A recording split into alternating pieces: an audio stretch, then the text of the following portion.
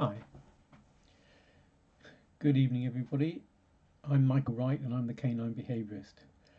I pop up here every Wednesday night at 7 pm UK time, and the object is to talk to you guys about all things dogs, really, with the emphasis on dog behaviour and how to help our dogs. I'll also touch on training and any dog related issues that I pick up online during the week or during the day. I'll come on here and I'll chat about them. Now, um, you can also find me occasionally popping up at different times during the week if something has particularly piqued my interest and I feel the need to share it with you. I've been doing this for a while now. I'm yet to have anybody actually log on and join me live, but my son tells me if I keep doing this, they will come, as Kevin Costner once said of Field of Dreams, if anybody knows the movie. So I'll keep doing it. However, if nobody does come and doesn't exchange any questions or anything of that nature, that's fine. I'll share this when I've finished my ramblings and it'll pop up on my YouTube channel and it'll be saved here to Twitch and I'll put it on Instagram and Facebook and Twitter and all those other areas. And hopefully, some of the stuff I talk about might be of benefit to you. Now, today I've touched on this topic a few times, but I regularly bump into people and I'm presented with the same comments and the same views and the same situations over and over again. So it's worth having another quick talk about it.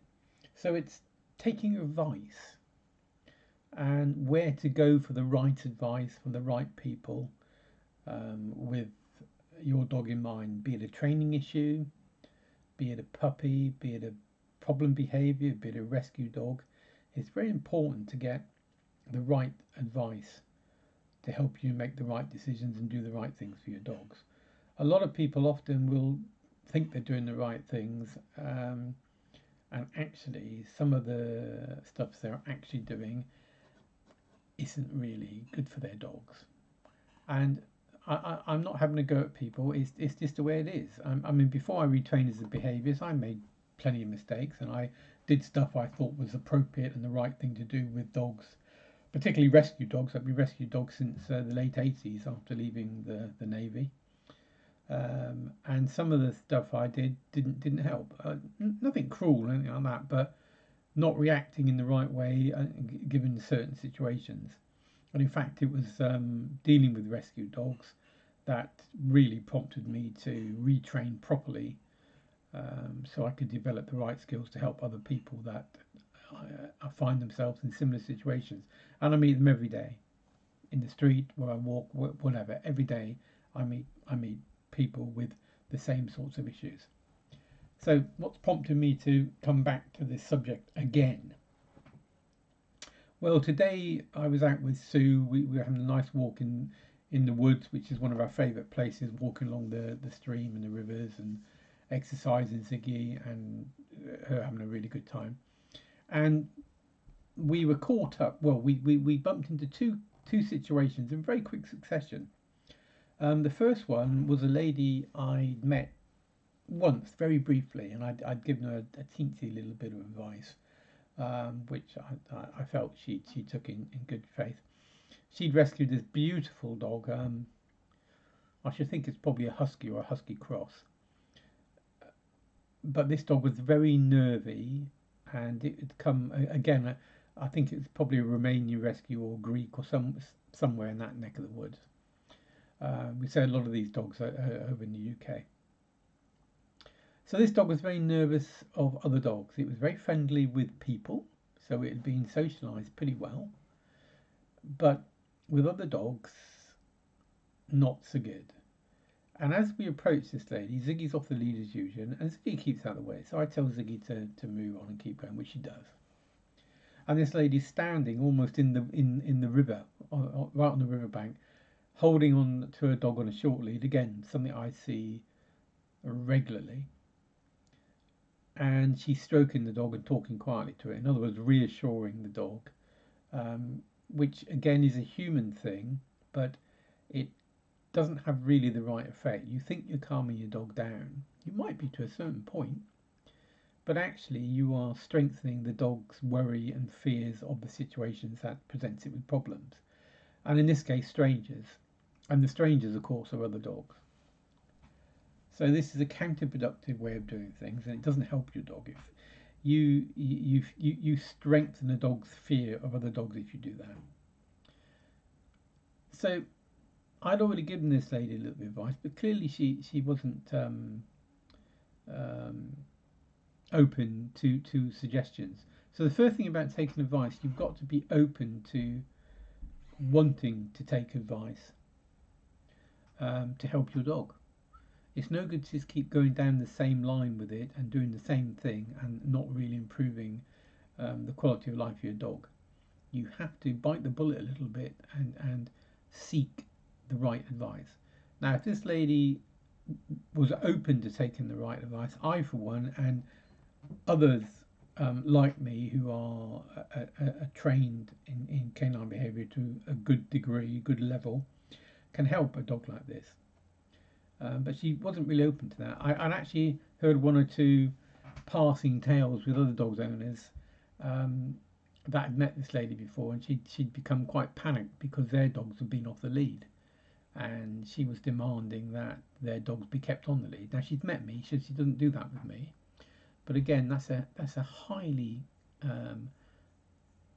contrary thing to do, and it doesn't help anybody. And most people are going to get a little bit irritated by that, unfortunately. So this lady needs to seek the advice from the right people.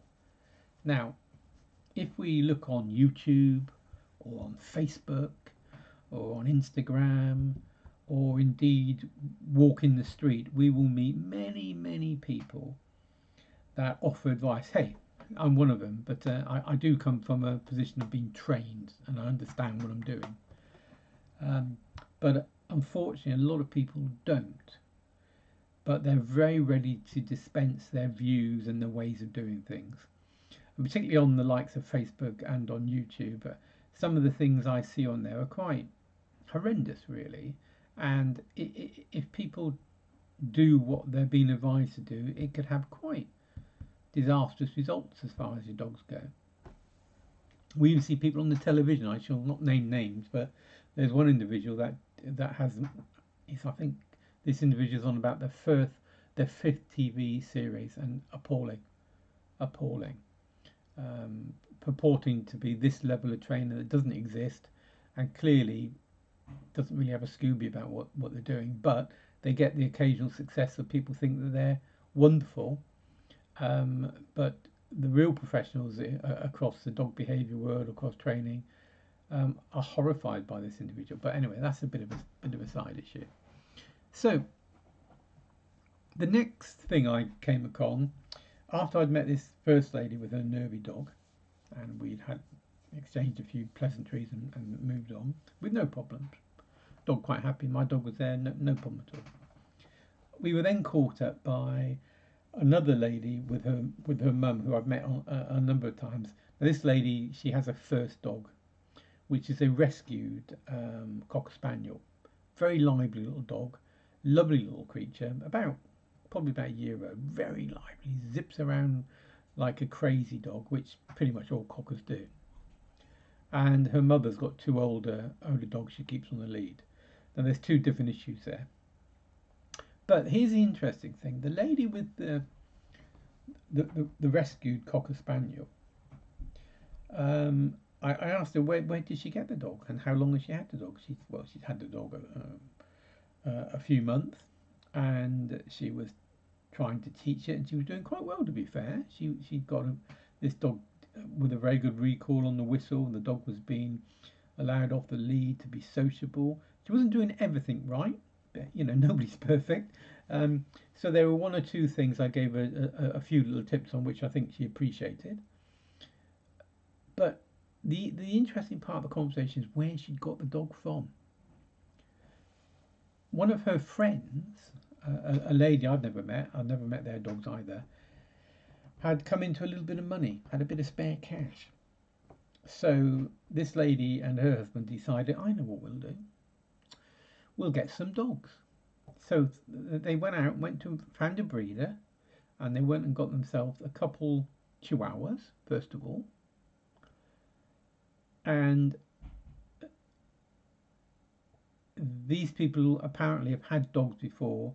And the lady I was walking with, fairly young lady, very, very nice woman, and she actually said to me, and this lady says she knows all about dogs.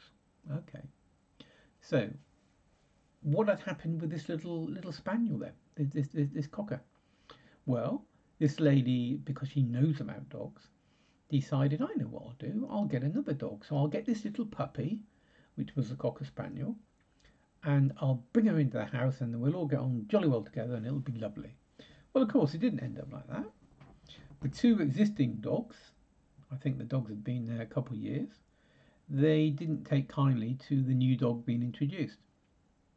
And one of them was a little bit aggressive, and it didn't go that well. Now, the first thing to say is when you introduce a dog into a new home, particularly if there are other dogs, there's a method of doing it.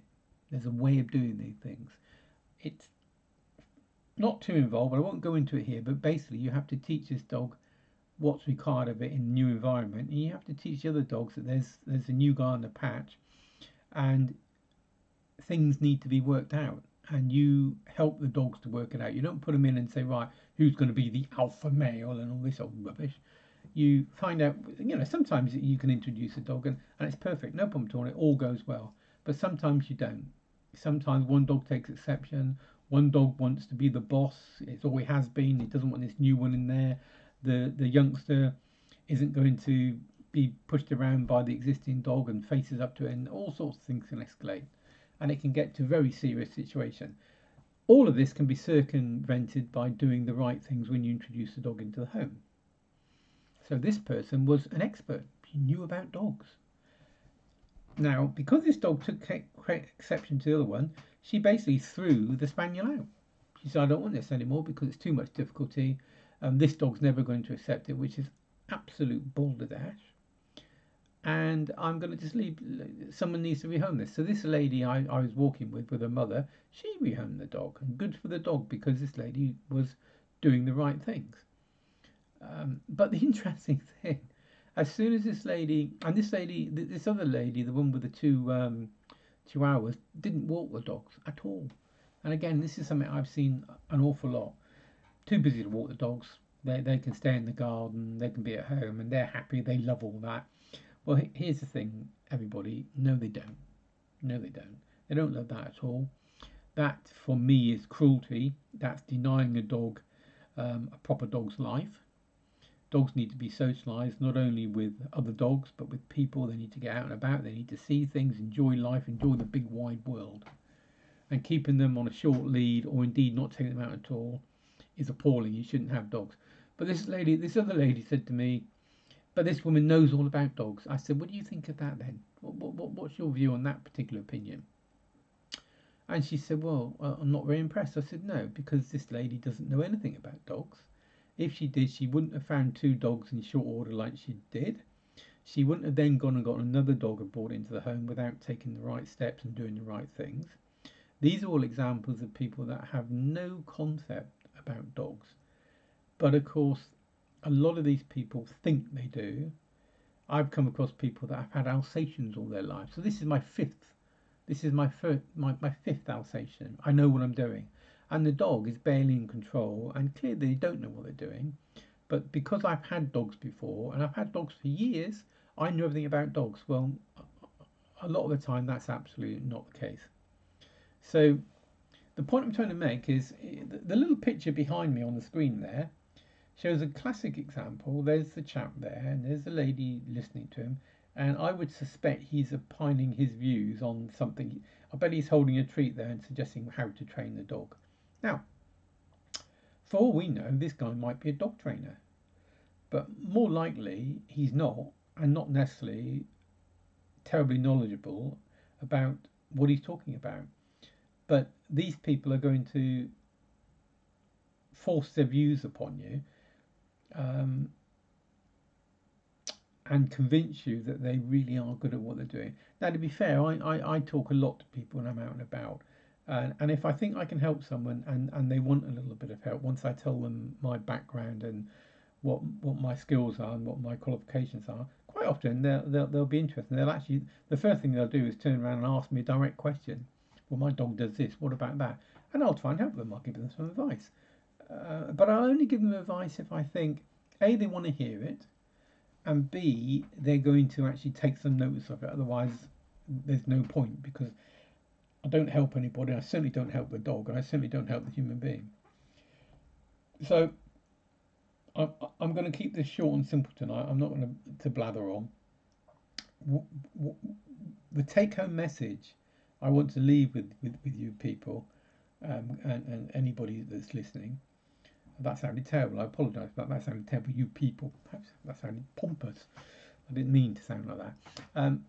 I just want to leave you with the thought that if you bring a dog into your life, it's incumbent upon you or anybody that does such a thing to know what they're doing. And if you're not sure about what you're doing, that's okay. No one's going to judge you for that. But just stop, take the time, ask your friends, research, find out the people out there in your area that can potentially help you, and then approach them and seek the proper guidance you need for your dog. So I've said it before, if it's training, go to a qualified trainer. If it's behavioural issues, you go to somewhere like me. I'm a behaviourist. Now, as far as training goes, I can do a little bit of training as part of my behavioural work. So I'll teach people the basics. That's all I'm interested in. So I'll teach people how to not have their dogs jumping, how to have them under control, how to sit, stay, come, their recall, basic manners, how to live with their dog on a daily basis. And you do some basic training with them. That's all I'm interested in. That actually is all I think a dog needs. But if there's other more serious and more involved stuff you want to do, well, then you go to a dog trainer for that. But a qualified dog trainer, and one that's good and has a good reputation, and they can basically refer to, well, have a chat with this person. They'll tell you, there are testimonials, and you can check on it. Because trust me, it's very easy these days to become a member of some sort of organisation. The reason I'm not a member of any organisations is that most of them are kind of money making machines, and you just register. You just register, and you might jump through a few hoops, but as long as you keep paying, you'll be on their list. Now, I'm not interested in that. I'd much prefer people look at what I do, talk to the people I've helped, and if they think I can help them, well, I'll do so. But I know I'm also qualified, and I've got the qualifications on my website to prove it. So there we are. I think that's pretty much all I want to say about taking advice. So don't take advice from your friends, for other members of your family, other people you meet with their own dogs, when you have no idea what their background is, or indeed whether they're qualified to offer you decent, well-informed advice that can actually help you. It really is as simple as that.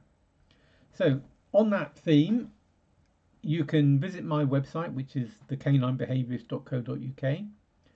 On there, you'll find the links to my website, to my Twitter pages and Facebook and YouTube, etc.